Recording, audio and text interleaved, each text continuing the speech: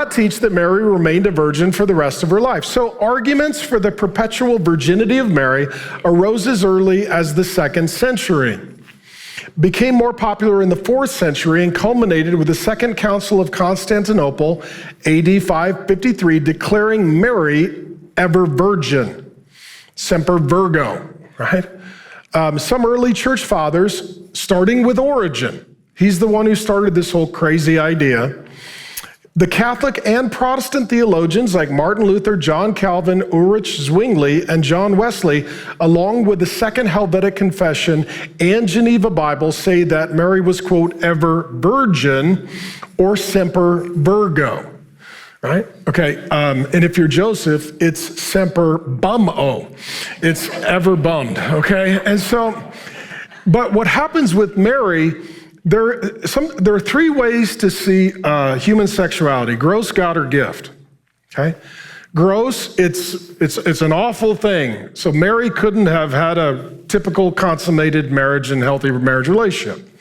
In our culture, like ancient Roman culture, it's more like a god, like we worship sex in an unhealthy way. Sex isn't gross, and sex isn't God. Sex is a gift that God gives for the covenant of marriage. And so a marriage is 2 things according to the Bible. It's a covenant that is consummated, that the 2 become one flesh. That's a consummated covenant.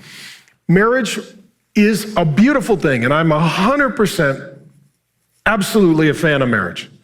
I've been faithful to my wife. We've been married now 33 years, and I love her with my whole heart, and I'm a huge believer and fan of marriage. And sex belongs in the context of heterosexual marriage in the same way that fire belongs in a hearth at a house, right? In your house, let's say you've got a fireplace. It's great to have a fire in the fireplace. A fire anywhere else is not a good place. It's not good in a closet. It's not good in a garage. Sex and the passion and the flame of marriage, it's a wonderful gift if it's in the hearth of covenant marriage. And so God puts it in marriage as a blessing and a gift. Some people have a hard time seeing this as a gift from God. It can be either because of sin in their past or trauma or abuse or bad religious teaching. But sex is a gift that God gives, and it's a beautiful, wonderful thing. But some struggle, and they'd say, Jesus' mother being intimate, so she was a virgin for her whole life. Okay? Let's do something called a reductio ad absurdum. Let's just take this logical premise and say, okay, she was always a virgin. Is that a good idea?